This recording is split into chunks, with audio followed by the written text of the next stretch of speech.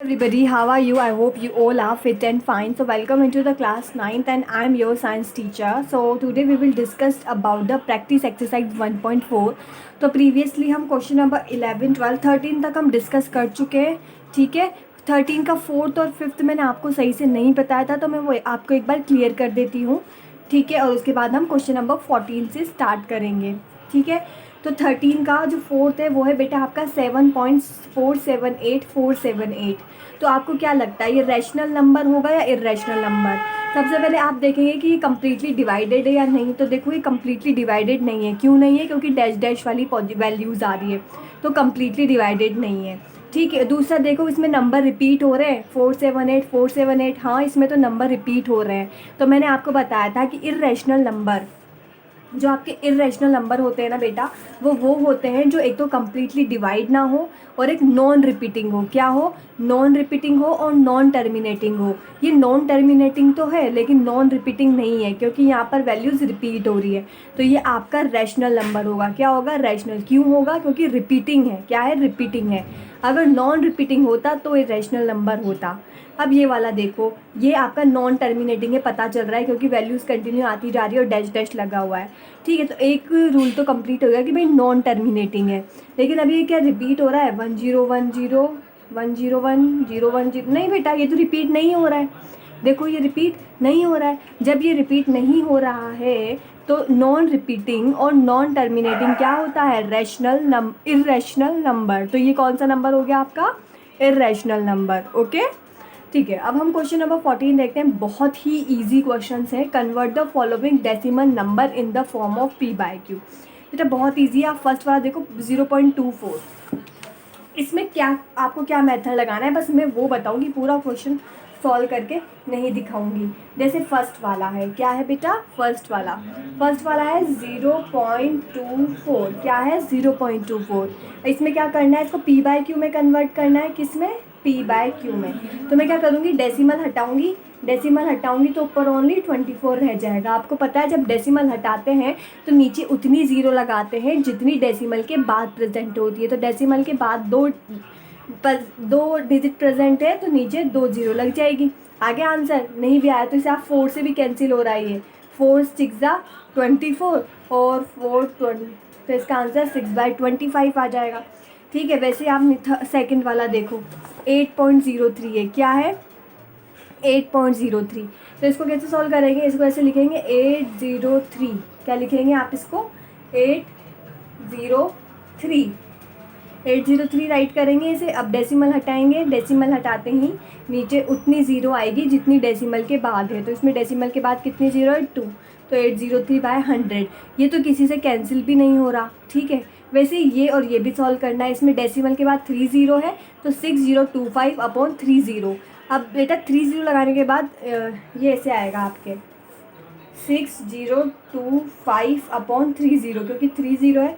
अब देखो ये 5 से कैंसिल हो रहा है आपका, तो 5 से कैंसिल कर दो. 5 1 जा 5, 5 2 जा 10 और ये, और 5 2 जा 10 0 0. 5 से अभी तो फिर से 5 से कैंसिल हो रहा है. एक बार ध्यान से देखो. हाँ फिर से हो रहा है भाई. तो 5 2 जा 10, इधर 2 आया. 5 4 जा 20, 5 1 जा 1 और 5 4 जा ये 2. मैंने कैंसिल करने पर मेरे ये आ गया. ये सब मेरे यहाँ पर वैल्यूज़ आ गई. अब इसके बाद ये कैंसिल नहीं हो रही है बच्चा. ये तो देखो ऑड नंबर, इवन नंबर है, कैंसिल नहीं हो रहा है. तो यहीं पर आपका आंसर आ जाएगा. तो ऐसे ही आपको ये फोर्थ वाला भी करना है. फोर्थ वाले में भी क्या करना है? डेसिमल हटा के नीचे उतनी ज़ीरो लगा देनी है जितनी डेसिमल के बाद डिजिट है. तो डेसिमल के बाद कितनी डिजिट है? 1 2 3 4. तो नीचे कितनी ज़ीरो लगेगी? 1 के बाद 4 ज़ीरो. आगे बात समझ. अब हम क्वेश्चन नंबर 15 देखते हैं. दिखाई दे रहा है? Express the following in the form of p/q where p and q are integers and q is not equals to 0. ठीक है. अच्छा ये क्वेश्चंस ठीक है बेटा. अब हम देखते हैं कि आपको इनको p/q के फॉर्म में एक्सप्रेस करना है. ऐसे क्वेश्चंस मैं आपको बहुत बार मैं सॉल्व करवा चुकी हूँ. इधर भी हमने ये इधर वाले एक्सरसाइज में जो ये देखो ये भी किए थे p/q की फॉर्म वाले क्वेश्चंस. ये भी वैसे ही होंगे बेटा. अब मैं बार बार एक ही तरह के क्वेश्चंस कराऊंगी तो ऐसे बहुत टाइम कंज्यूमिंग होगा. तो मैं वो क्वेश्चन करा देती हूँ जो इसमें से 2-3 एग्जाम्पल करा देती हूँ. तो फर्स्ट आपके लिए ईजी होगा. ठीक है. फर्स्ट आपके लिए ईजी होगा। ठीक है, तो फर्स्ट से तो बेटा बहुत ईजी है, आप लोग इसे कर सकते हैं। ठीक है, तो मैं आपको कौन कौन सा बताऊँ, तो आपको मैं 5th नंबर वाला बता देती हूँ। ठीक है, और एक मैं आपको 5th बता देती हूँ। ठीक है, एक आपको मैं 3rd बता देती हूँ, और एक मैं आपको ये वाला बता देती हूँ, ये वाला बता देती हूँ। ठीक है, तो मैं ये 3 क्वेश्चंस आपको बता देती हूँ। ठीक है, तो सबसे पहले हम 3rd करते हैं। 3rd वाला देखते हैं हम, क्वेश्चन नंबर 15 का 3rd। ठीक है, इन वाले क्वेश्चंस में आपको 3rd में दिया है 12.48, आपको ये दिया है 12.48। बेटा मैंने आपको बताया था इन क्वेश्चंस में क्या करते हैं अपन, 48 पे इन क्वेश्चन में अपन करते हैं जो भी वैल्यू दी हुई होती है उसे x के इक्वल कर देते हैं। किसके इक्वल कर देते हैं, x के। तो मैंने x इज इक्वल टू 12.48 यहाँ पर राइट कर दिया, और इसके ऊपर बार लगा हुआ है। इसके बाद आपको याद है कि जितनी भी डिजिट रिपीट हो रही होती है उसे हम मल्टीप्लाई करते हैं। क्या करते हैं, जितनी भी डिजिट आपके रिपीट हो रही होती है उससे मल्टीप्लाई करते हैं। पहले तो सबसे पहले हम इसको इक्वेशन 1 फाइंड कर देंगे। क्या डाल देंगे इसे, इक्वेशन 1। आपको जब भी p/q की वैल्यू फाइंड आउट करनी होती है इस क्वेश्चन को ऐसे ही सॉल्व करते हैं। ठीक है, तो इसको 12.48 मैंने यहाँ पे लिख दिया। अब देखो कितनी डिजिट रिपीट हो रही है, देखो 1 2, यहाँ पर देखो आपकी 2 डिजिट्स रिपीट हो रही हैं। कितनी डिजिट्स रिपीट हो रही है, 2। तो इस इक्वेशन को कितने से मल्टीप्लाई करेंगे, 100 से। जब 2 से रिपीट हो रही है तो 100 से, जब 1 डिजिट रिपीट होती है तो 10 से, जब 3 डिजिट रिपीट होती है तो 1000 से। ठीक है, तो अभी 2 डिजिट रिपीट हो रही है तो 100 से। इसे 100 से मैंने 12.48 को जब 100 से मल्टीप्लाई करूँगी मैं तो 1248.48 ये आपकी इक्वेशन आ जाएगी। क्या आ जाएगी, ये आपकी इक्वेशन आ जाएगी। अब आप बोलोगे बच्चा कि मैम ये कैसे आया, तो मेरा देखो आपको बता देती हूँ कि जब मैं क्या करूँगी 12.48 मैंने 2 बार 48 क्यों लिखा, क्योंकि बार का मतलब होता है कि बार बार 48 रिपीट हो रहा है, यही होता है, तो मैंने 2 बार लिख दिया। फिर इसे मैंने 100 से मल्टीप्लाई किया। जब मैं इसे 100 से मल्टीप्लाई करूँगी बच्चा तो आपके तो ये 0 0 ऐसे आ जाएगा। अब आपको कितने उस डिजिट के बाद पॉइंट लगाना है, 1 2 3 4, तो 1 2 3 4, तो मैं यहाँ पे पॉइंट लगाऊंगी, तो मेरे आंसर क्या आएगा 1248.48। क्या आएगा 1248.48। ठीक है, आपके आंसर आ गया। अब मैं क्या करूँगी, इक्वेशन 2 में से इक्वेशन 1 को माइनस करूँगी जैसे हम हर में करते हैं। तो इक्वेशन Q है 100x और इक्वेशन 1 है 1248.48 बार। यहाँ भी बार लगेगा ना क्योंकि तो रिपीट होती जाएगी। और इक्वेशन 1 है आपके x इज इक्वल्स टू 12.48 बार। आपको पता है जब भी माइनस करते हैं तो नीचे वाली इक्वेशन के साइन चेंज करते हैं। तो ये मैंने माइनस किया, 100 में से ये गए तो 99x आया, और इधर में से ये माइनस हुआ तो ये आपके आया 1236। ठीक है, अब x इज इक्वल्स टू आपके हो जाएगा 1236/99। तो ये आपका आंसर आ गया। ठीक है, आप इसको और सिंपल फॉर्म में कन्वर्ट कर सकते हो। ये 3 से डिवाइड हो रहा है तो 3 से डिवाइड करने पर ये आपके आ जाएगा 3412, और ये आपका आंसर आ गया 412/33।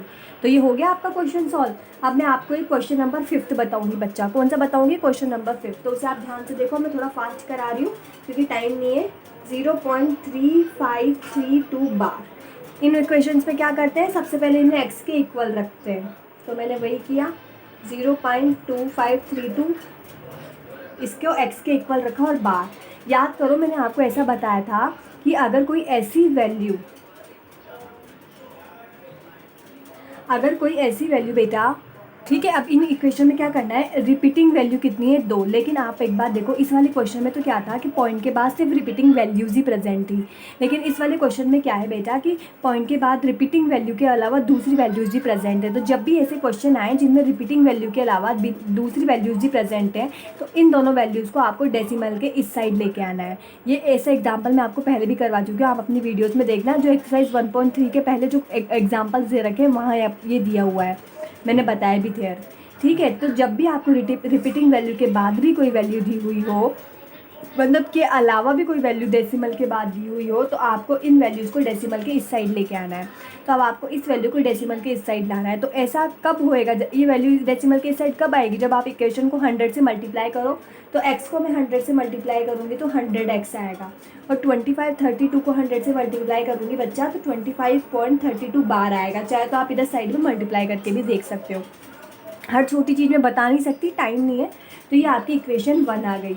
हो गया आपके, सॉल्व हो गया ये। अब क्या करेंगे, जितनी वैल्यू रिपीट हो रही है अब उतनी डिजिट से मल्टीप्लाई करेंगे। अब वही वाला नॉर्मल जो हमारी प्रोसेस होगी वो करेंगे।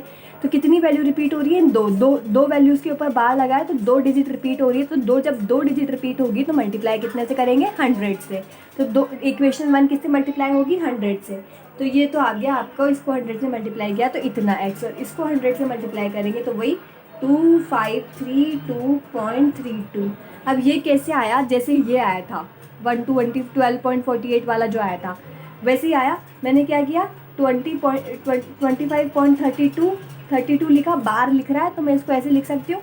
वही 100 से मल्टीप्लाई किया तो ये सॉल्व करने पर ये आपके ये आया। इसको मैंने इक्वेशन 2 कर दिया। अब क्या करेंगे, वही इक्वेशन 2 माइनस इक्वेशन 1। तो इक्वेशन 2 माइनस इक्वेशन 1, इक्वेशन 2 है 2532.32 और इक्वेशन 1 क्या है, 100x और 25.32 बार। माइनस किया, 10,000 में से 100 गए तो आपके बचे 9900x, और इसमें से माइनस करेंगे तो 12 में 5 है 7, और ये 0 तो ये 2507। ठीक है, आ गया। अब इसका वैल्यू आएगा आपके x इज इक्वल्स टू 2507/9900। तो ये आपके आंसर आ गया। ठीक है, ये आपका आंसर है। अब मैं आपको एक क्वेश्चन और बता रही हूँ, क्वेश्चन नंबर 7। आपकी बुक में देखो क्वेश्चन नंबर 7 कौन सा है। ठीक है, इस क्वेश्चन नंबर 15 का ही 7 है। ठीक है, 7 है आपका 2.2612। आई बात समझ में। सबसे पहले क्या करते हैं, वही x के इक्वल करते हैं वैल्यू को, 2.2612। एक वन मैंने ज़्यादा लिख दिया यहाँ पे। ठीक है, अब मैं क्या करूँगी, बार कितनी वैल्यूज़ पे दिया है, 1 2, सिर्फ 2 पे लिखा हुआ है ना बार, 2 वैल्यूज़ पर ही बार है, 1 और 2 पे। तो मैंने 1 और 2 पे बार लगा दिया। अब देखो 1 और 2 के अलावा 2 वैल्यूज़ ऐसी भी हैं जो रिपीट नहीं हो रही, जिन पे बार नहीं लगा हुआ। तो इन वैल्यूज़ को मेरे को इधर की साइड लाना पड़ेगा। अब 2 वैल्यू को इधर लाना है तो 2 वैल्यू को इधर लाने के लिए 100 से मल्टीप्लाई करेंगे।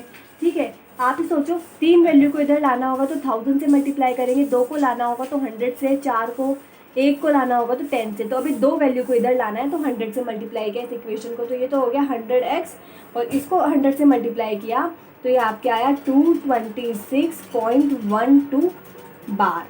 तो ये आपकी इक्वेशन 1 आ गई।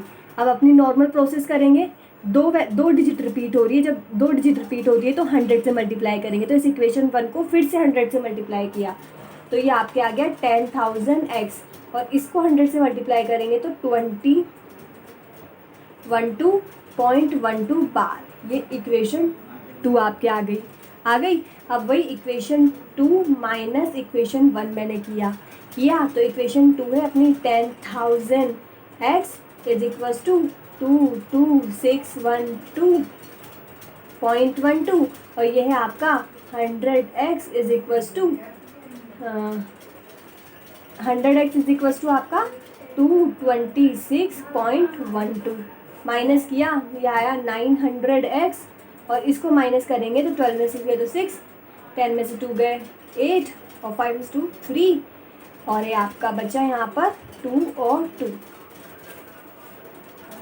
तो ये x को इधर रख दिया और बाकी वैल्यू को मैं इधर ले आई, तो ये आपके आंसर आ गया। आप चाहो तो इसे कैंसिल कर सकते हो एक दूसरे से, 2 से कैंसिल हो सकता है, ये करके देख लेना है। 4 से जिससे भी कैंसिल हो रहा है कैंसिल करके आप आंसर ला सकते हो इसे।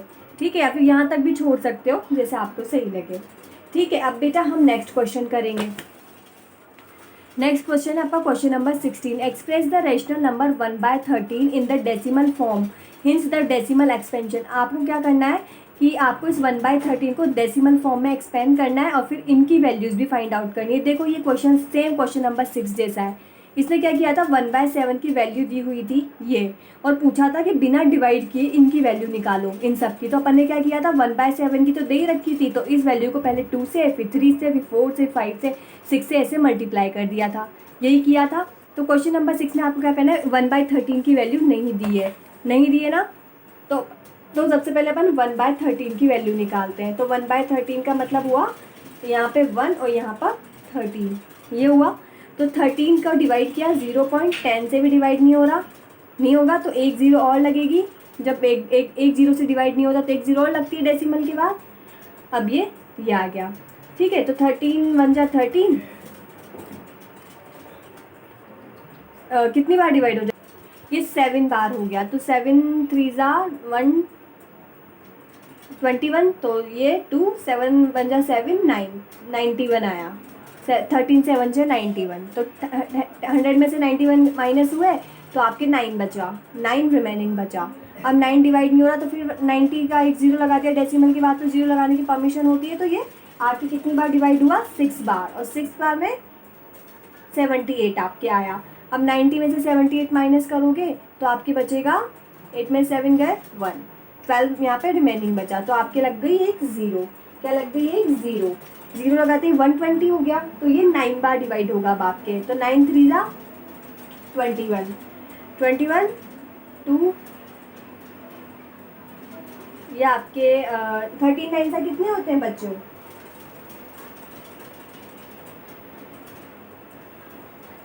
117, तो यहाँ बचा रिमेनिंग, तो फिर ज़ीरो। तो बेटा ऐसे ये वैल्यूज़ तो आपकी आगे बढ़ती ही जाएगी। तो मैं मान लेती हूँ कि 1/13 का आंसर कितना आया, 0.0769, मैंने ये मान लिया, ज़्यादा सॉल्व करने की जरूरत नहीं। 2/13 का आंसर कितना आएगा, इस वैल्यू को आप 2 से मल्टीप्लाई कर दो। तो 2 से मल्टीप्लाई करने पर क्या आएगा, 7 2 7 2 14, 15 से 17, और ये 1 पॉइंट समथिंग कुछ आपके यहाँ पे आ जाएगा, ठीक है। वैसे ही आपको 3/13 का निकालना है, तो इस वैल्यू जो आपकी आई है इसको 3 से मल्टीप्लाई कर दो। 4/13 का निकालना है तो 1/13 की वैल्यू को 4 से मल्टीप्लाई कर दो, तो आपके इनके आंसर आ जाएंगे, ठीक है। अब आपको क्या क्लासीफाई करना है, classify the following numbers as a rational और इरेशनल नंबर। अब आपको बताना है कि नंबर्स रैशनल नंबर है या इरेशनल नंबर है, ठीक है। तो पहले हम क्वेश्चन नंबर 1 देखते हैं। क्वेश्चन नंबर 1 देखो आप, 0.4375, क्या इस नंबर के पीछे डैश डैश लगा हुआ है, नहीं, इस नंबर के पीछे तो कोई डैश डैश वाली वैल्यू नहीं लगी हुई है, ठीक है। जब इसके नंबर के पीछे कोई डैश डैश वाली वैल्यू नहीं लगी तो यानी कि टर्मिनेटिंग है, यानी कम्प्लीटली डिवाइड हो रहा है। और जो कम्प्लीटली डिवाइड होते हैं वो कौन से नंबर होते हैं, रैशनल नंबर। कौन से नंबर होते हैं वो, रैशनल नंबर। तो फर्स्ट वाला आपका रैशनल नंबर है। फिर आपका दूसरा है √576। याद करो, आपने कभी रूट वैल्यूज़ याद की होगी, तो ये √576 किसकी वैल्यू होती है बेटा, 24 की। तो ये भी कम्प्लीटली इसका रूट निकल रहा है। जब रूट निकल रहा होता है कम्प्लीटली, रूट वैल्यूज़ आती हैं होती हैं, तो वो कौन सी वैल्यूज़ होती हैं, रैशनल। तो इसकी ये भी एक रैशनल वैल्यू है क्योंकि इसका रूट कम्प्लीटली फाइंड हो रहा है। अब क्वेश्चन नंबर 3 देखो, 2 पॉइंट, पहले सबसे तो देखो डैश डैश आ रहा है, डैश डैश आ रहा है यानी कम्प्लीटली डिवाइड नहीं है। और जो कम्प्लीटली डिवाइड नहीं होती वो कैसी होती है, नॉन टर्मिनेटिंग। कैसी होती है, नॉन टर्मिनेटिंग। तो ये नॉन टर्मिनेटिंग तो है। अब क्या ये रिपीट हो रही है वैल्यूज़, 320 है, फिर 3200 है, फिर 32000 है। तो ये 320 है, ये 100 है, 1000 है, वैल्यूज़ रिपीट नहीं हो रही हैं। जब वैल्यू रिपीट नहीं होती तो यानी कि नॉन रिपीटिंग, नॉन टर्मिनेटिंग भी है और नॉन रिपीटिंग भी है। तो ये कौन सी वैल्यू, ये जब नॉन टर्मिनेटिंग और नॉन रिपीटिंग दोनों होता है तो कौन सा होता है, इरेशनल नंबर। आपको अगर याद नहीं हो रहा तो आप नहीं लिख लो, नॉन टर्मिनेटिंग और नॉन रिपीटेटिंग आपकी रैशनल नंबर होते हैं, ठीक है। तो ये आपका आ गया, ये वाला आ गया, नॉन रिपीटिंग है, नॉन रिपीटिंग है तो इरेशनल नंबर।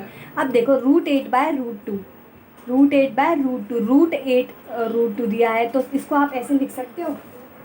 मैं आपको यहाँ सॉल्व करके बता रही हूँ, देखना। आपके लिखा है √8/√2, तो इसे पूरा एक रूट लगा के मैं ऐसे लिख सकती हूँ। तो 2 से 8 कैंसिल हुआ तो 4 आया, तो √4 आया। ये √4 का क्या होता है, 2।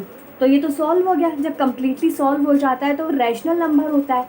तो आपका 4th वाला रैशनल नंबर हो गया। क्या हो गया, रैशनल नंबर। अब मैं 5th वाला बोल रहा है पाई, 5th वाला बोल रहा है पाई। क्या बोल रहा है, पाई। पाई की वैल्यू होती है आपकी 22/7। तो जब आप 22/7 को डिवाइड करते हो तो आपकी वैल्यू आती है 3.14 समथिंग समथिंग, आती जाती है। तो ये नॉन रिपीटिंग भी होता है और नॉन टर्मिनेटिंग भी होती है। पाई की वैल्यू 22/7 होती है और आपकी वैल्यू 3.148736 कुछ आती जाती है। तो कंटिन्यूसली आती जाती, रिपीट भी नहीं होती है और नॉन टर्मिनेटिंग भी होती है। तो non terminating and non repeating यानी कि कौन सा, इर्रेशनल नंबर। ठीक है। वैसे आप सिक्स्थ वाला देखो बेटा, पाई की वैल्यू भी तो 22/7 होती है और सिक्स्थ वाला भी 22/7 है। इसकी वैल्यू कितनी होती है, 22/7। ठीक है। तो ये भी रैशनल नंबर होगा, जो ये होगा वो ये होगा। ठीक है। उसके बाद देखो 7 का 1/√3। अब आप बताओ बेटा, √3 की कोई वैल्यू हो सकती है, नहीं हो सकती ना। इसको अपन कम्प्लीटली इवेल्यूएट नहीं कर सकते। ठीक है। तो इसको अपन कम्प्लीटली इवेल्यूएट नहीं कर पाएंगे। तो जिसको कम्प्लीटली इवेल्यूएट नहीं कर सकते वो कौन से नंबर होते हैं, इर्रेशनल नंबर। तो ये आपके बेटा हो गए इर्रेशनल नंबर। इसके बाद अपन देखते हैं 7th वाला, 8th वाला, 2 + √3। 2 + √3, 2 का तो ठीक है, लेकिन √3 की कोई कंप्लीट वैल्यू हो पाएगी, √3 की कोई कंप्लीट वैल्यू नहीं हो पाएगी।